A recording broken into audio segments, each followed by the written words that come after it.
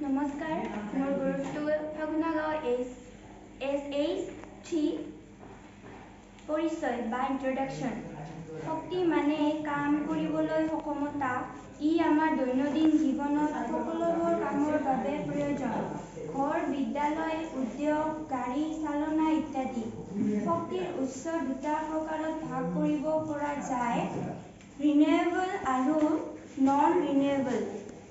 ইয়াৰ সুবিধা হ'ল পৰিৱেশ বান্ধৱ আৰু পুনৰ ব্যৱহাৰযোগ্য, আৰু অসুবিধা বায়ু আৰু পানীৰ দূষণ সৃষ্টি কৰে।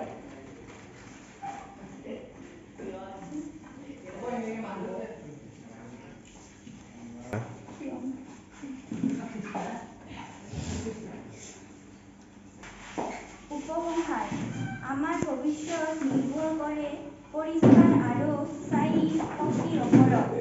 শক্তি সংৰক্ষণ কৰক, পৃথিৱী সংৰক্ষণ কৰক। পুনৰ্নবীকৰণযোগ্য শক্তিৰ ব্যৱহাৰে পৰিৱেশ ৰক্ষা কৰে আৰু এটা শুদ্ধ ভৱিষ্যত নিশ্চিত কৰে।